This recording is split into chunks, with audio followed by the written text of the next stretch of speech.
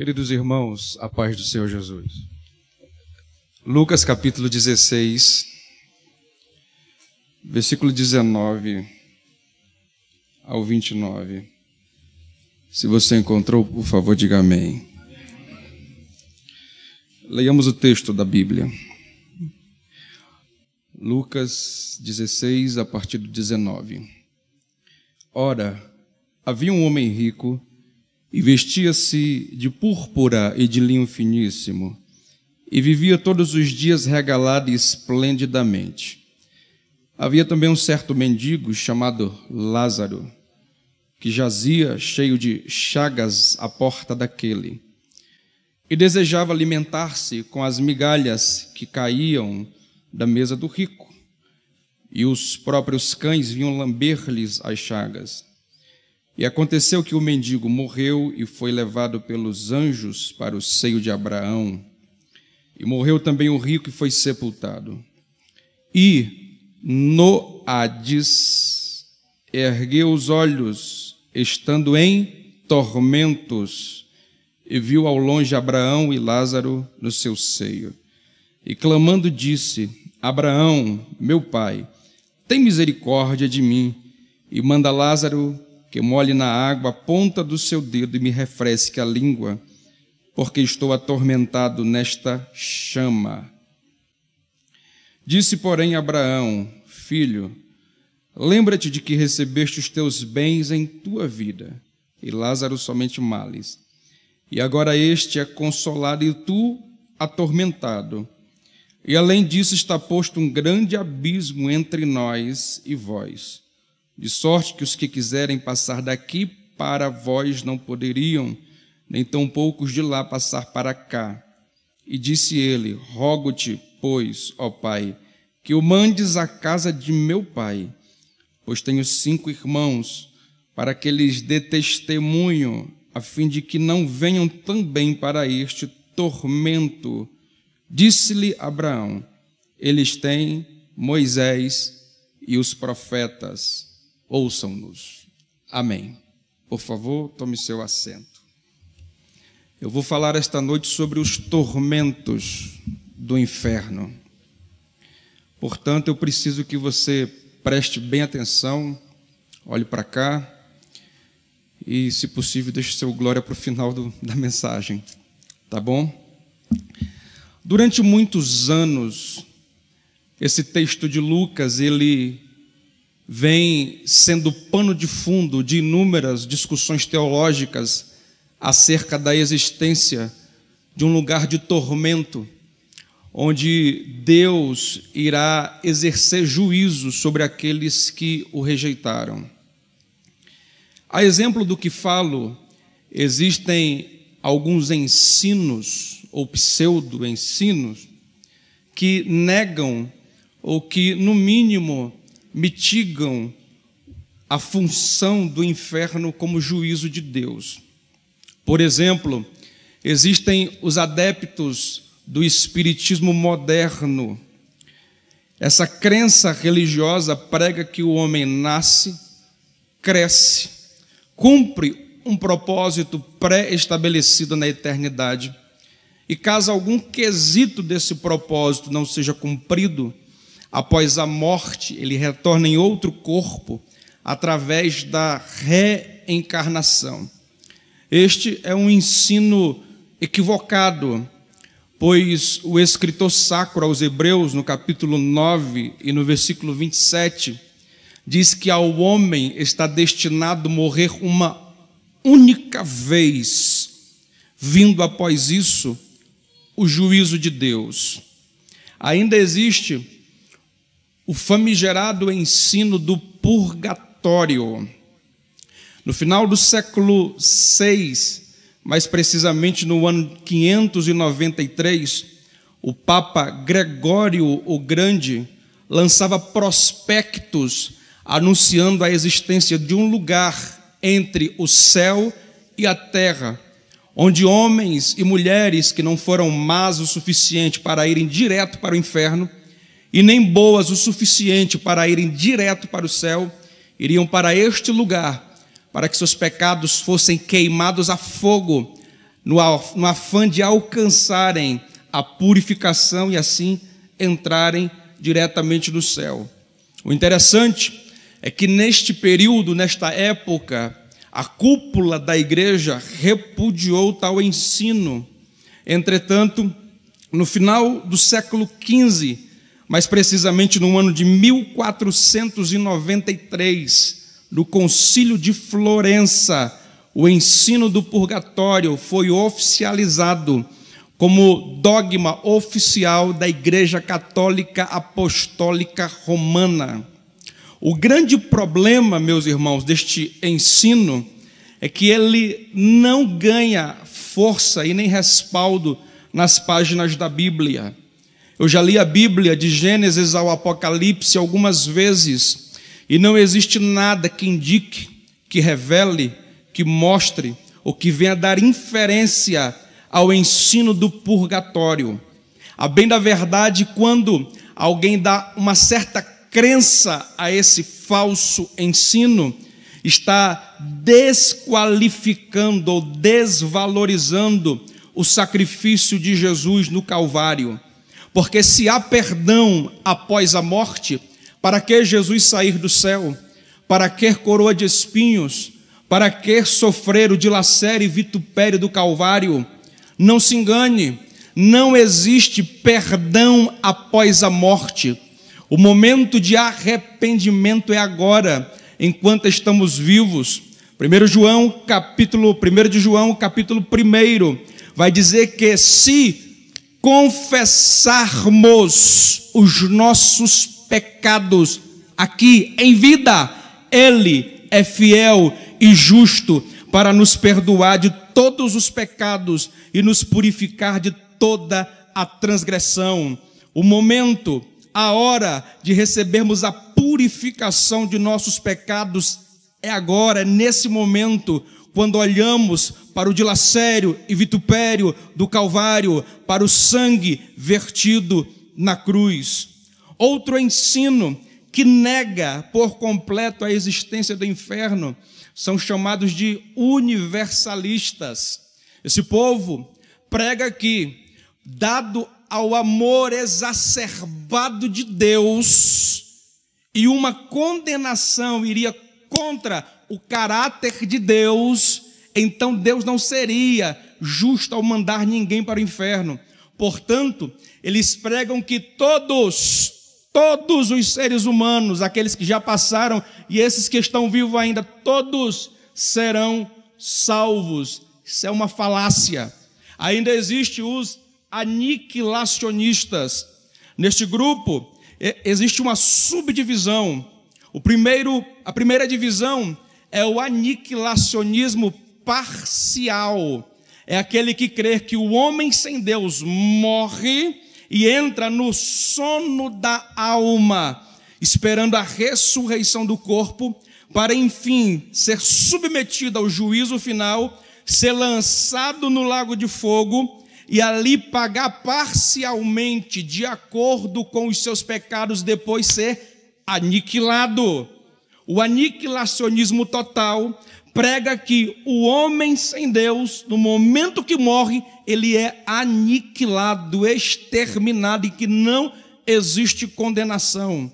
Pois bem, alguns desses que negam a existência do inferno acusam o texto de Lucas de ser simplesmente uma parábola. O maior problema está aqui. Talvez você me diga assim: mas pastor, o texto que nós acabamos de ler tem a epígrafe, e a epígrafe é muito clara em dizer parábola de rico e Lázaro, não é isso? Pois bem, aprenda um primeiro ponto aqui. Existem 3 coisas na Bíblia que não são sagradas. Número 1, os capítulos. Número 2, os versículos. E número 3, as epígrafes. Essa foi uma divisão sistematizada para que nós pudéssemos encontrar aqui, por exemplo, no culto como esse, a referência onde queríamos ler. Porque os manuscritos originais, eles não tinham essas divisões, era só o livro e a leitura era linear. Só para que os irmãos possam ter uma ideia, a Bíblia foi dividida em capítulos entre os séculos 13 e 14, mais precisamente nos anos de 1234 a 1342, pelo teólogo britânico Steve Longton. O Velho Testamento foi dividido em versículos entre os séculos 9 e 10 por um grupo de estudiosos judeus chamados de Massoretas. O Novo Testamento foi dividido em versículos em meados do século XVI, no ano de 1551, pelo teólogo francês chamado de Robert Detienne. Consequentemente, vieram as epígrafes. Portanto, nem sempre as epígrafes vão representar a verdadeira luz do texto. Segundo ponto que nós devemos observar: nenhuma parábola de Jesus, nenhuma parábola que Jesus proferiu, ela foi personificada, ou seja, dá nome aos personagens ou a lugares.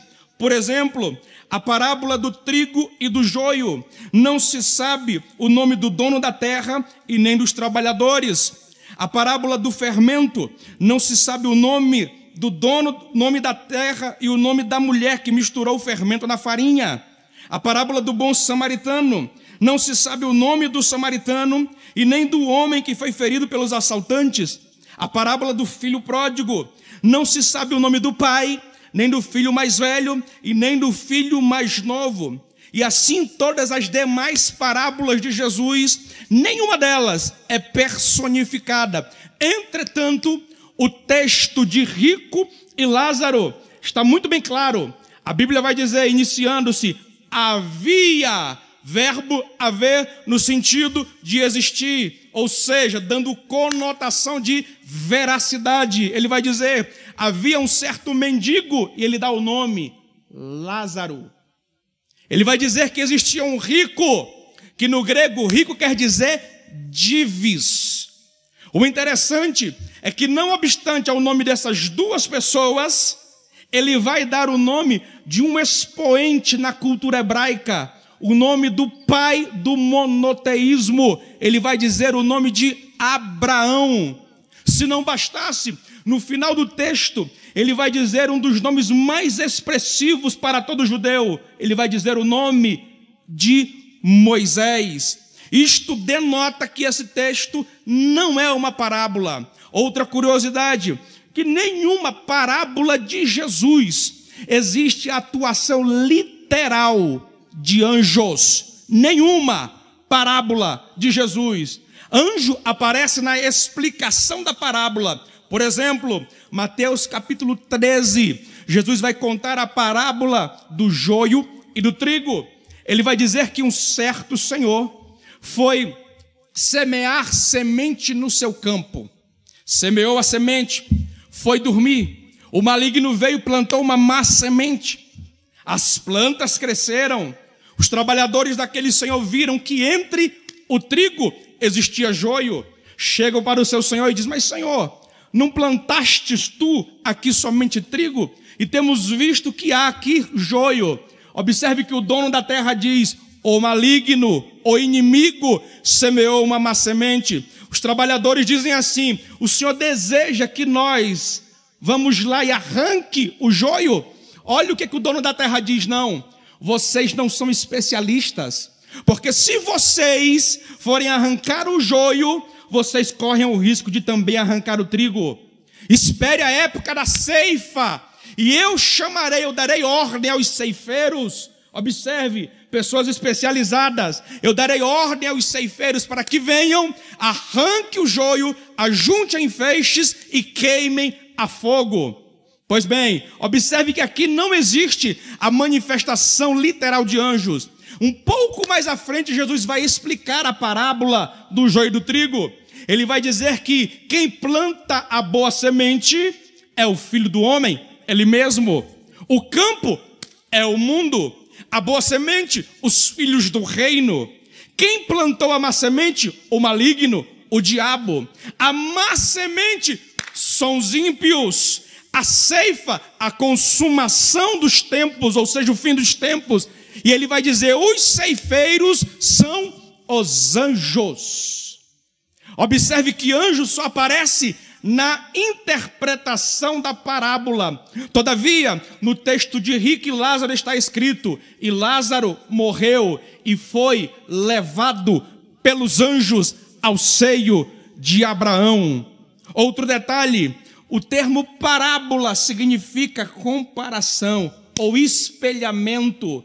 Toda comparação é o reflexo daquilo que é real. Jesus não seria insano de querer provar, mostrar, fazer uma parábola com aquilo que não fosse real. Portanto, quando ele compara, se o texto fosse uma parábola, ele estava comparando com a vida após a morte, ao estado intermediário dos mortos, falando que isso é real. Agora, olha o que é interessante. Na Bíblia Sagrada, existem 4... Quem está me entendendo, diga amém. Eu estou correndo para poder terminar o horário. Tá bom? Vou até molhar aqui a goela.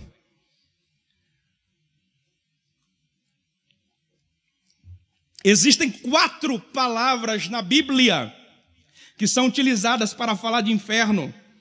Uma no Antigo Testamento, 3 no Novo.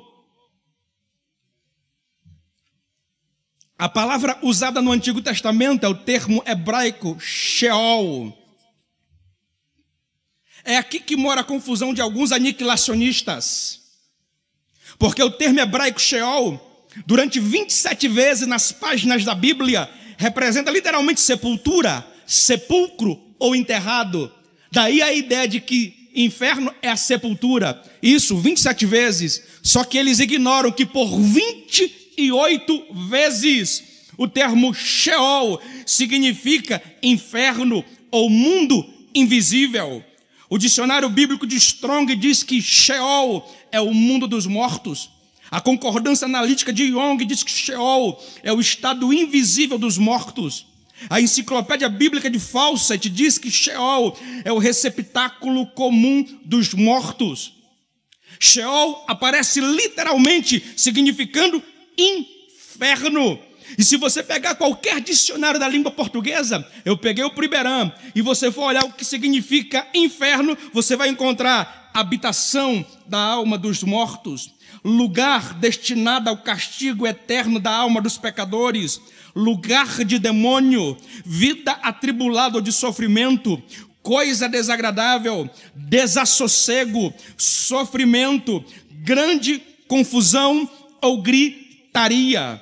No Novo Testamento, existem 3 palavras que foram usadas. A primeira delas é o termo grego Hades, que é a correspondente direta de Sheol. O dicionário bíblico de Strong diz que Hades é o lugar ou estado das almas. Young diz que Hades é o mundo invisível.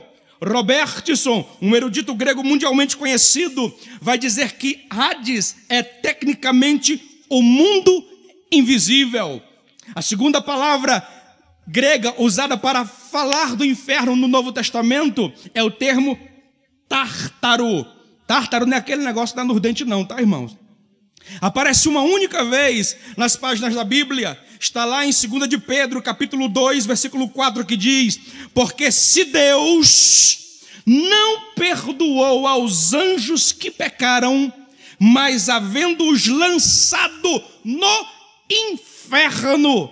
O termo grego aqui é Tártaro. E olha como é que ele conclui: os entregou às cadeias da escuridão, ficando reservados para o dia do juízo.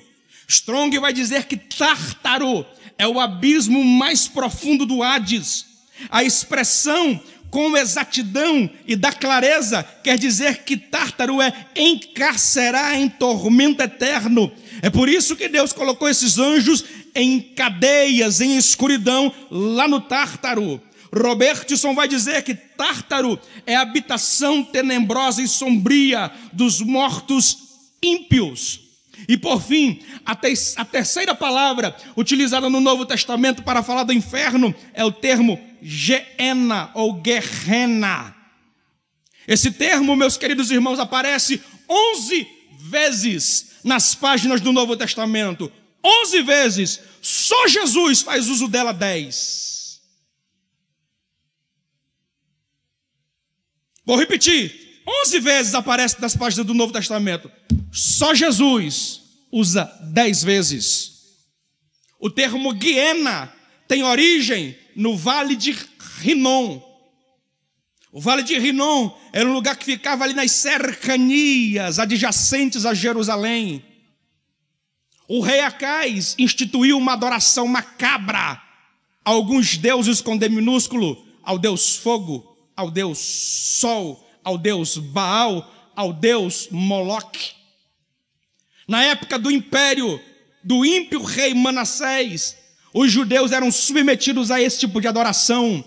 Os judeus iam com suas crianças, colocavam nos braços de Moloque, e aquelas crianças eram queimadas vivas. Quando Josias assume o trono, ele dá fim a essa adoração funesta. Ele acaba com essa adoração.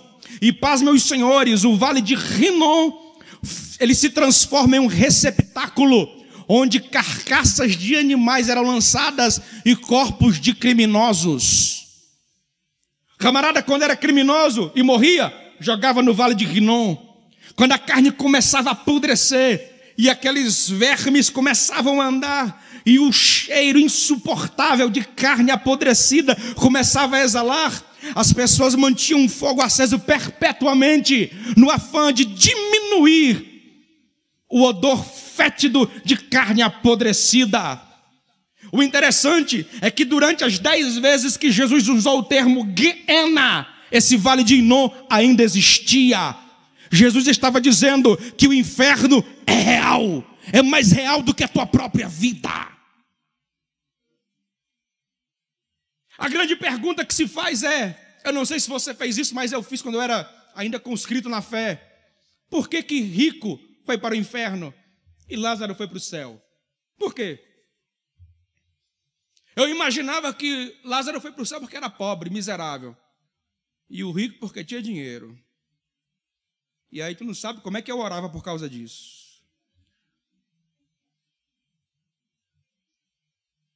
Só que está muito claro na Bíblia porque que o rico foi para o inferno e Lázaro foi para o descanso. Está muito claro. Eu vou te dizer por quê. Jesus disse, o rico, quando estava lá no inferno, lá no Hades, ele olha para Abraão e diz, pai Abraão, por favor, fala, permita que eu volte para pregar aos meus irmãos. Pai Abraão diz, de forma alguma. Se eles não quiserem vir para cá, eles têm quem? Moisés e os profetas, que eles os ouçam. O interessante é que Moisés representa a lei. Os profetas representam os oráculos divinos que geram arrependimento no coração do homem. Lei e os profetas. Mateus capítulo 22, versículo 37 a 40, Jesus disse, amarás o Senhor teu Deus de todo o teu coração e de toda a tua alma e de todo o teu entendimento. O versículo 39, Jesus disse, e o segundo semelhante a este é, amarás o teu próximo como a ti mesmo. Desses 2 mandamentos dependem toda a lei e os profetas. Observe o que Jesus disse, para alguém ser salvo, só bastava ouvir Moisés e os profetas. Jesus disse que a lei e os profetas se resumem em 2 únicos mandamentos. Número 1, amar a Deus. Número 2, amar o próximo. Agora fazemos o processo inverso. Vamos ressuscitar Lázaro e rico. Observe que a Bíblia vai dizer que Lázaro jazia à porta do rico. E o texto dá um detalhe muito claro, que Lázaro desejava alimentar-se com as migalhas de comida do rico. Uma coisa é desejar, outra coisa é ter. Isso leva-me a crer que quando Dives passava, o rico passava, porque ele era alguém muito famoso, muito conhecido, porque a Bíblia dá alguns detalhes, ele se vestia de linho fino, púrpura, vivia a sua vida regalada e esplendidamente. Alguns estudiosos alguns até com manuscritos datados do século III, afirmam que no seu sepultamento havia até carpideiras. Isso representa que ele era alguém de expressividade na sociedade. Possivelmente, esse rico, quando ia, voltando dos seus afazeres diários, passava para entrar na sua residência e via Lázaro na calçada, estendendo a mão, desejando alimentar-se da comida que caía da mesa do rico. Observe, desejava, não comia. Para mim fica implícito no texto que o rico passava, dava rabisaca e entrava em casa. Passava e entrava, casa dentro. Agora olha o detalhe, presta bem atenção nisso. A Bíblia vai dizer, 1 de João, capítulo 4, versículo 20. Se alguém diz que ama a Deus e aborrece a seu irmão, é mentiroso. Porque como alguém que não consegue amar o irmão que está vendo, vai amar a Deus que nunca viu? Jesus disse, como é que alguém que diz que ama a Deus não consegue amar o irmão que está vendo e vai amar a Deus que nunca viu? O rico não amava Lázaro, fazia pouco caso dele. Se ele não amava Lázaro que estava vendo, ele iria amar a Deus? Está explicado por que ele foi para o inferno.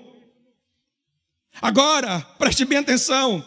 Para mim, Lázaro representa a igreja fiel, a igreja verdadeira, a igreja não falsa, a igreja não desse evangelho prostituído e adulterado, mas a igreja verdadeira que não murmura, porque não há um relato de Lázaro reclamando da vida, embora mendigando, embora com o corpo cheio de feridas, os cães vindo lamber-lhes as chagas, porém Lázaro mantinha-se calado, acreditando em Deus. E isso é símbolo da igreja verdadeira, que mesmo que passe por provações aqui, ele crê que o consolo... É por isso que Lázaro morre, e a Bíblia diz que os anjos vêm buscá-lo e levam-o para o seio de Abraão. Aleluia! Glória a Deus! Que horas tem aí, pastor? Que ele está demorando a aparecer. Mas já? Tá? Não me dei corda, não. Escute, agora eu vou entrar no miolo da mensagem. Eu vou falar aqui dos possíveis tormentos do inferno, porque não há como descrever, porque a Bíblia não dá detalhes. Mas se você não observou, pelo menos 4 vezes é apresentado que Lázaro está em tormento. Lucas 16, 23 diz, e no inferno ergueu os olhos em tormento. Lucas 16, 24 diz, e clamando disse, Abraão meu pai, tem misericórdia de mim, manda que Lázaro molhe na água a ponta de seu dedo e me refresque a língua, porque estou atormentado nas chamas. Lucas 16, 25 diz, disse porém Abraão, filho, lembra-te de que recebeste os teus bens em tua vida, e Lázaro somente males, e agora este é consolado, e tu atormentado. Lucas 16, 28 diz, pois tenho 5 irmãos, para que não venham também para este lugar de tormento. Observe que primeiro o rico diz que ele está atormentado. Segundo, ele dá um detalhe a mais, ele diz que está atormentado em chamas. Terceiro, ele diz que este lugar é de tormento. Algumas pessoas têm uma dificuldade extrema de acreditar em um sofrimento eterno por causa da bondade de Deus, e diz que isso não coaduna com a essência de Deus. Mas observe, Mateus 18, 8 diz, portanto, se a tua mão ou o teu pé te escandalizar, corta-o e atira-o para longe de ti. Melhor é entrares na vida coxo ou aleijado do que, tendo as 2 mãos ou os 2 pés e seres lançado no fogo eterno. A expressão grega para esse eterno aqui é aionos. Aionos quer dizer sem início, sem meio e sem fim. Romanos 16, 26, está escrito no meio do versículo: ao Deus eterno. Essa expressão eterna é a mesma usada para fogo eterno, ou seja, aionos.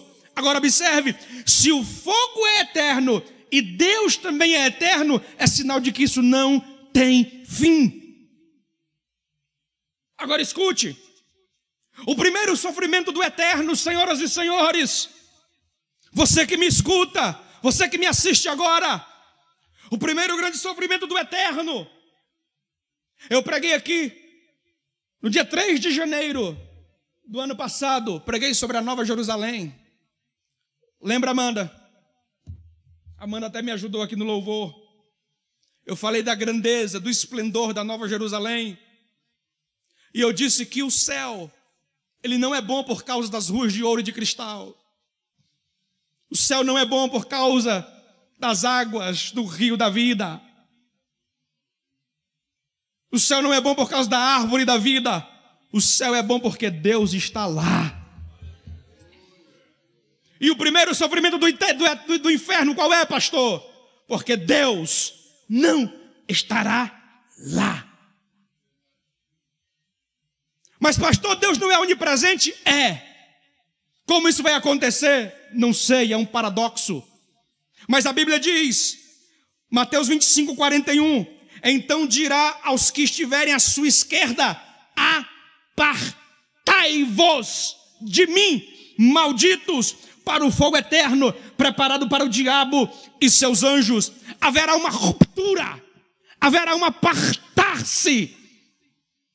Quem está no inferno hoje, nunca mais poderá chorar sentindo a presença de Deus.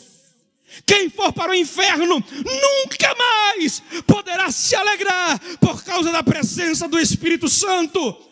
Quem está no inferno jamais poderá clamar, gritando pela presença de Deus, porque haverá uma ruptura. O primeiro grande sofrimento do inferno é a ausência de Deus. O segundo grande sofrimento do inferno se chama o tribunal implacável da consciência. Lucas 16, 28, diz que o rico pediu para avisar seus irmãos, porque ele estava com a consciência pesando. O tribunal da consciência é implacável, senhoras e senhores. Quem está no inferno nesse exato momento é a consciência, ininterruptamente o acusando, dizendo: você teve a chance, você teve a oportunidade. Lembra daquele dia, o pastor pregando, você não dava a mínima. Lembra quando você teve a oportunidade de consagrar a sua vida e você fez pouco caso? O tribunal da consciência será implacável. O que me chama a atenção, no Salmo de número 32, Davi sentiu o peso do tribunal implacável da consciência, quando ele cometeu aquele duplo pecado. A Bíblia diz que quando ele esteve calado, olha o que ele diz, Salmo de número 32, versículo 3, enquanto me calei, envelheceram-se os meus ossos pelo meu bramido em todo dia, porque de dia e de noite, observe, de dia e de noite, a tua mão pesava sobre mim, e o meu humor se tornou como sequidão de estio, até que confessei-te o meu pecado e a minha culpa, não encobri. Dizia eu: confessarei ao Senhor as minhas transgressões, e tu perdoaste a maldade do meu pecado. Davi foi absolvido ainda do tribunal da consciência, porque estava em vida e se arrependeu. Mas no inferno, senhoras e senhores, não haverá absolvição. É o tribunal implacável da consciência, maltratando a vida do condenado.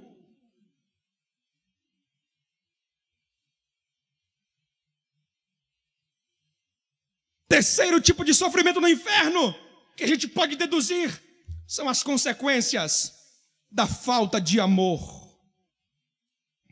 1 de João capítulo 4, versículo 16 e 18 diz: e nós conhecemos e cremos no amor que Deus tem nos dado. Observe, porque Deus é amor, e quem está em amor está em Deus. Observe, quem está em amor está em Deus. Se lá no inferno o primeiro sofrimento é a ruptura, a separação do homem de Deus, então lá o homem não também sentirá amor. O interessante é que João vai encerrar dizendo: no amor não há medo, antes o perfeito amor lança fora todo diga mais alto, todo o interessante é que Jesus disse, Mateus 22:13, que lá haverá pranto e ranger de dentes, porque não haverá amor. Escute, existem famílias inteiras no inferno agora. Lá não existe amor maternal, mãe para filho. Não existe amor paternal. Tudo isso é ofuscado por causa do sofrimento. É um desespero tão ferrenho para sair daquele lugar que não se existe mais amor. As consequências da falta de amor. Quarto grande sofrimento do inferno. Para contar isso aqui, irmãos, eu vou contar um depoimento triste. Eu não vou correr o risco de ser processado porque está no YouTube. Quem aqui conhece o cantor Zeca Pagodinho? Pronto. Esse camarada deu uma entrevista, se não me falha a memória, para o Fantástico. Não tenho certeza se foi para o Fantástico, mas está no YouTube. A conversa está se desenrolando e o repórter pergunta: e morte? Ele diz: não, morte... E inferno? Ele diz: não, inferno. Tem um foguinho lá, mas desse jeito. A conversa vai se descortinando e mais à frente ele fala assim: a morte não é nada agradável não, mas eu creio muito em Deus. Deus é meu amigo. E eu não creio que Deus vai querer me tirar daqui agora, onde eu tenho a minha mesa, a minha cervejinha, o meu instrumento de música, mulheres aqui à minha volta, para me levar lá para o céu, para me dar uma harpinha e 2 asinhas para eu ficar cantando lá, não. Sendo assim, eu prefiro descer. Ele fala isso. É só você digitar no YouTube isso aí que você vai ver. Se ele falou brincando ou não. Mas é o tipo de expressão que não se pode falar. Por quê, senhoras e senhores? Porque no inferno não há amizades. Não existe cervejinha. Não existe mesa. Não existe mulheres à volta. O que existe no inferno, pastor? Vou dizer para você agora. Número 1, a companhia dos demônios. Mas pastor, o diabo não está lá, não está mesmo não. Mas a Bíblia vai dizer que existem alguns demônios encarcerados lá no abismo. O interessante, meus irmãos, é que durante a grande tribulação, preste bem atenção, durante a grande tribulação, esses demônios que estão no abismo serão soltos.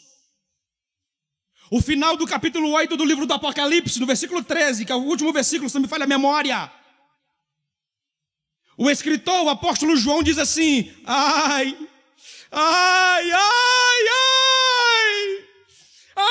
dos que habitam sobre a terra, por causa das próximas trombetas que serão tocadas. Aí ele inicia o capítulo 9 de Apocalipse. Ele vai dizer que o anjo toca uma trombeta, não sei se é a sexta, se é a quinta ou se é a sexta, é a quinta trombeta. Quando o anjo toca essa trombeta, o abismo é aberto. E diz que lá do inferno sai uma comitiva de demônios.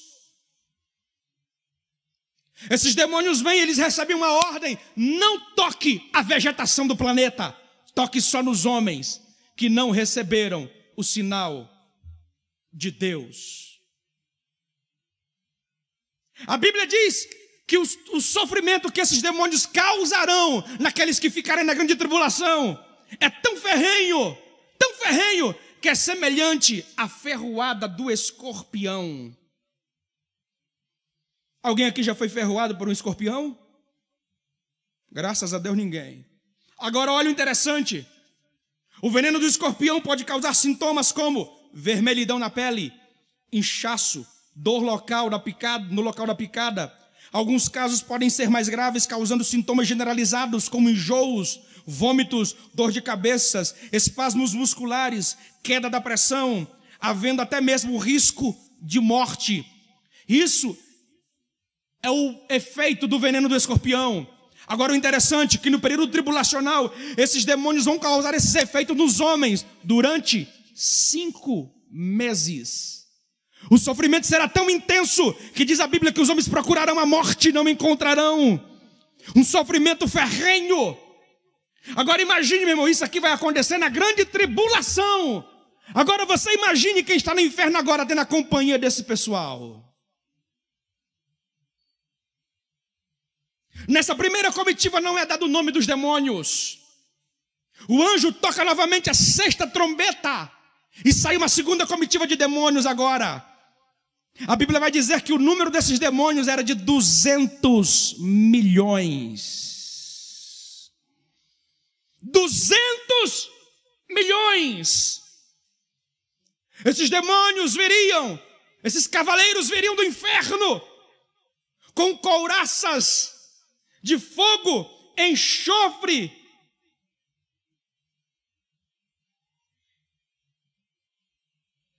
E o interessante, meus irmãos, é que eles vêm, e a Bíblia diz que eles vão matar 1/3 da população, somente com o sopro daqueles demônios que sopram fogo e enxofre. Agora você imagina, meus irmãos, isso lá no inferno. Isso acontecerá no período tribulacional, agora imagina lá. Essa é a primeira companhia que há no inferno. Segundo tipo de companhia, das fumaças que sobem como vapor. Porque a Bíblia vai dizer que do lado do Hades existe um abismo. 1 de Pedro capítulo 2, versículo 4, diz que Deus colocou esses demônios nesse abismo ou tártaro. Agora o interessante é que Apocalipse capítulo 9, versículo 1 diz que quando o anjo toca a sua trombeta, desce do céu, agora eu não me lembro o que exatamente, e abre a porta do abismo. A Bíblia diz que aquela fumaça sai do abismo e entra no globo terra. A fumaça é tão densa que diz a Bíblia que ela escurece o sol. Quem lembra no ano de 2012 do acidente que aconteceu na boate Kids, alguma coisa assim, lá no Rio Grande do Sul? Kiss. Quem lembra? Eu estive lá. 200 e tantos jovens morreram, não carbonizados, mas morreram por inalar a fumaça tóxica. Observe que se a fumaça desse lugar tem o poder de ocultar o brilho do sol, imagine como é que é lá agora. Quarto tipo de companhia que existe no inferno é o insuportável odor de enxofre. Lembra do Vale de Rinom? É uma comparação. E para encerrar, meus irmãos, o último tipo de companhia que existe no inferno são os gritos ensurdecedores de milhões e milhares de pessoas gritando desesperadamente por mais uma oportunidade. Pessoas pedindo mais uma chance. Gritos desesperadores, ensurdecedores, e não haverá oportunidade, não haverá segunda chance. Passarão a eternidade inteira gritando: Deus, mais uma chance. Queridos irmãos, o inferno ele é real. A vida após a morte ela é real. Mateus capítulo 13, versículo 49 e 50, Jesus disse: assim será na consumação dos séculos. Virão os anjos e separarão os maus de entre os justos e lançá-los-ão na fornalha de fogo. Ali haverá pranto e ranger de dentes. Mateus 18, 9 diz: e se o teu olho te escandalizar, arranca-o e atira-o para longe de ti. Melhor te entrar na vida com um só olho do que tendo os dois e seres lançado no fogo do inferno. Mateus 25, 41, está escrito: então dirá aos que estiverem à sua esquerda: apartai-vos de mim, malditos, para o fogo eterno, preparado para o diabo e seus anjos. Mateus 25, 46, Jesus disse: e estes irão para o tormento eterno, mas os justos para a vida eterna.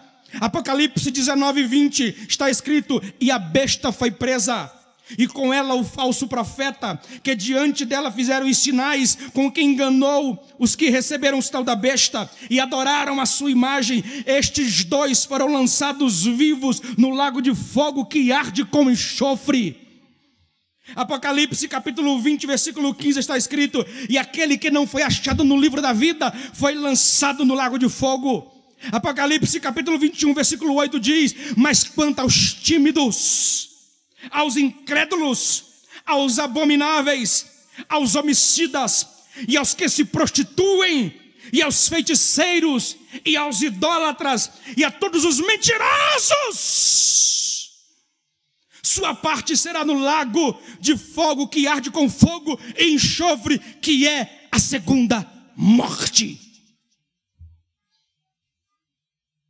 Durante toda a história da humanidade, diversos personagens ostentaram seu caráter maquiavélico, zombando da fé cristã. Mas nada é mais elucidador do que o leito de morte. O leito de morte tem o poder de arrancar do cerne da existência os axiomas mais intrínsecos da alma. É no leito de morte que nós vemos quem é quem de verdade. E muitos que zombaram da fé no leito de morte tiveram que se render. Por exemplo, Voltaire, o famoso zombador, teve um fim terrível. A sua enfermeira disse suas últimas palavras. No momento da morte ele dizia: por todo o dinheiro da Europa, não quero ver um incrédulo morrer. Durante toda a noite ele gritou pedindo por perdão. David Hume, o ateu, gritou: estou em chamas. O seu desespero era uma cena terrível de se assistir. Napoleão Bonaparte, o seu médico particular, disse: o imperador morre solitário e abandonado. Observa-se uma luta ferrenha no momento da morte.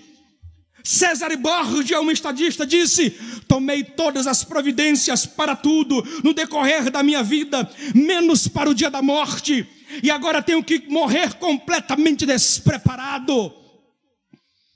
Tyler disse: sofro o tormento dos perdidos.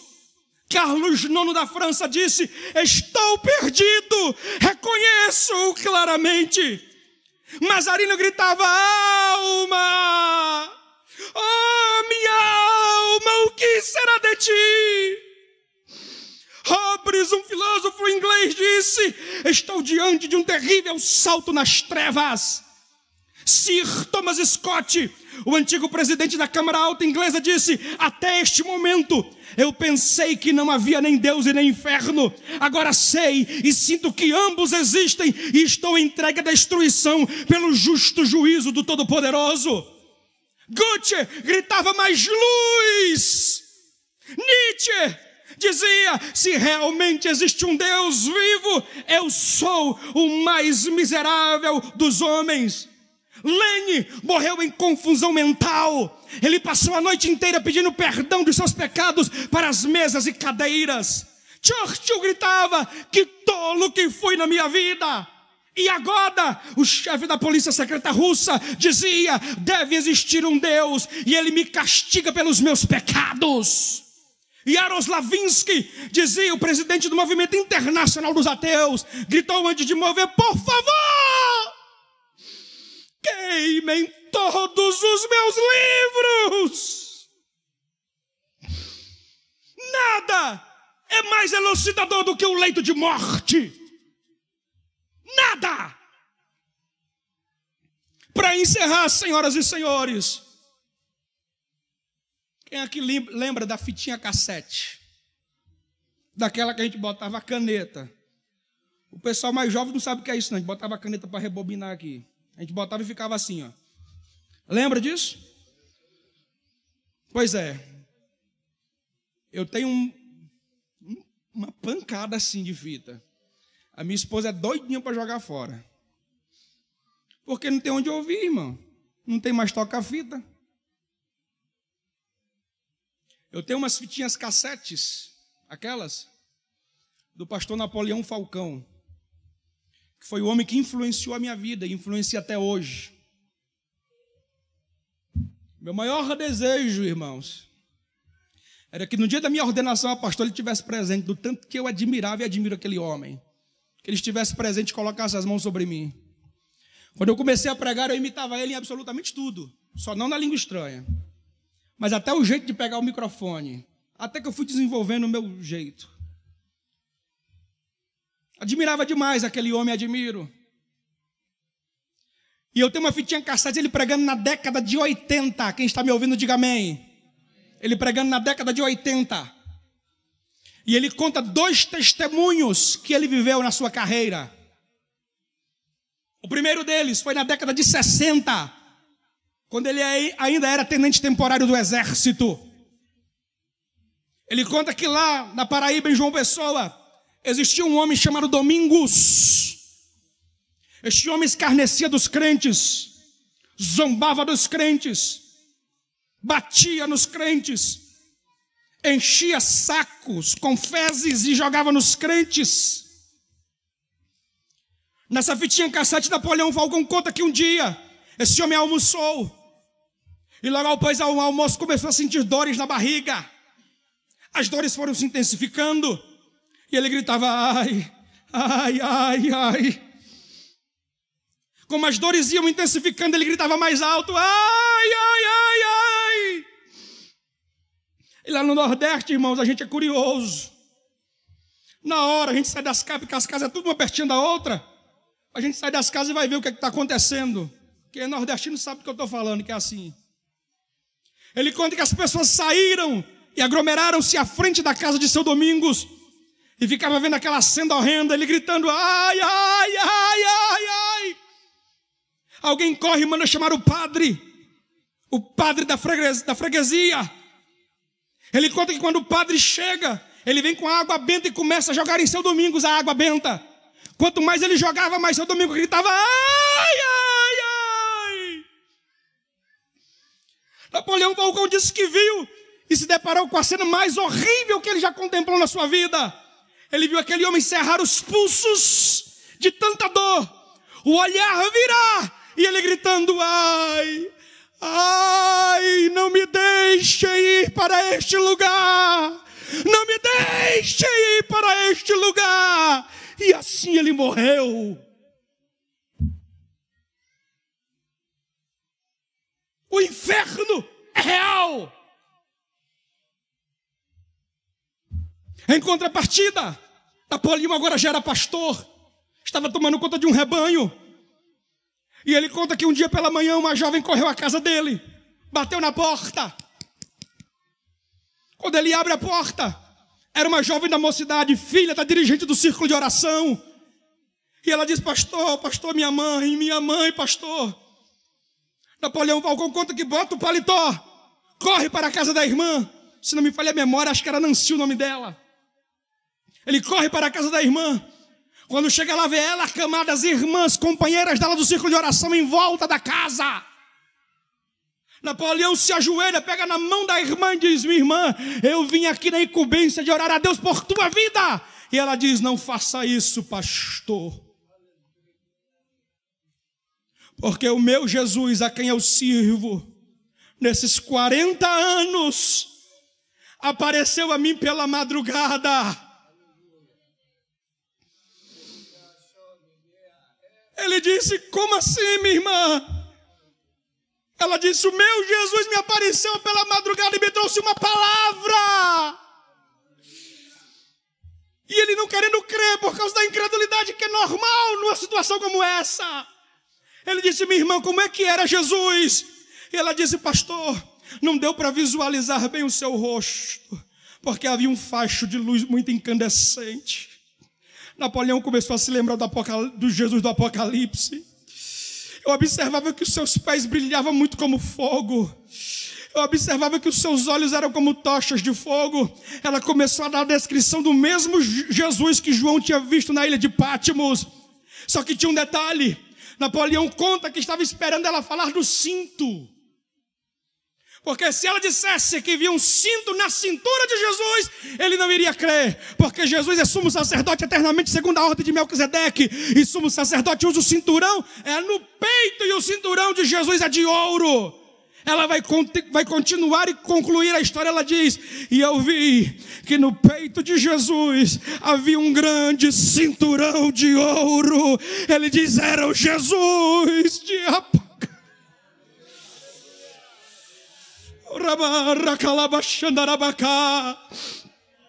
Sabe o que é interessante? Ele perguntou: e qual foi a palavra que o nosso Jesus te trouxe, minha irmã? Ela disse: pastor, meu pastor, o meu Jesus apareceu hoje, aqui pela madrugada, e me disse que hoje ainda, antes do horário crepuscular, ele vem me buscar, pastor, ele vem me buscar. Napoleão conta que não arredou o pé lá na casa da irmã, nem as companheiras do círculo de oração. Quando foi por volta das 6 horas, na viração do dia, no horário crepuscular, a irmã olha para o pastor e diz: pastor, por favor, eu queria ouvir pela última vez o hino 202 da harpa cristã. Eu queria ouvir pela última vez o hino 202. É possível, pastor? Você pode cantar comigo agora? Você pode cantar. O hino diz assim, ó: junto ao trono de Deus, a cristão um lugar para ti. Canta mais alto, crente. A perfumes, a gozo exaltado, a delícias profusas ali. Sim, ali, de seus anjos fiéis rodeado, numa esfera de glória e de luz, junto a Deus nos espera. Segura. Jesus. Quando terminaram de cantar essa belíssima canção, escuta, crente, a irmã pegou na mão do pastor e disse: pastor, por favor, olhe para o teto. Ele olhou e ela disse: o que é que o senhor está vendo? Ele disse: irmão, eu não estou vendo nada, só o teto. Ela disse: pois eu estou vendo os céus abertos, um corredor angelical e 2 mãos furadas me chamando. Adeus, pastor, a paz do Senhor. E até o dia do arrebatamento. E entrou nas mansões.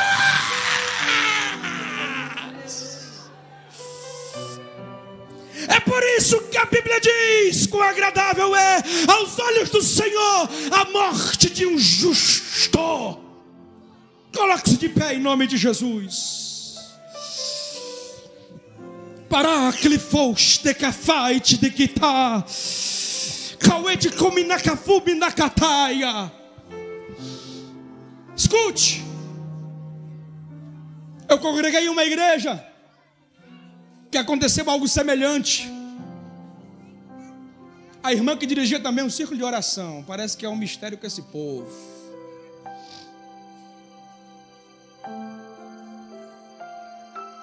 A irmã estava enferma. E um diácono da nossa igreja, que dirigia a oração conosco às 10 horas da noite, ele foi visitá-la durante o dia. E quando chegou lá, disse: irmão, vim orar a Deus por ti. Ela disse: não ore não. Ela disse: porque hoje eu tive a visita de 2 anjos que me trouxeram uma notícia, que o meu Jesus está vindo me buscar, e será hoje. Ele contou isso para a gente, pastor João, na oração à noite. A oração à noite. No outro dia pela manhã, a irmã estava sendo velada. Sabe o que é isso? Porque o inferno não foi feito para o homem, foi feito para o diabo e seus anjos. O homem vai para o inferno porque rejeita Jesus. O homem vai para o inferno porque rejeita um relacionamento com Cristo. Você está me entendendo? Você que me assiste agora, vai para o inferno só se rejeitar a Jesus. Mas se confessar o nome bendito do Senhor, os seus pecados serão perdoados e o seu passaporte estará carimbado para o reino celestial. Amém? Que Deus abençoe os irmãos.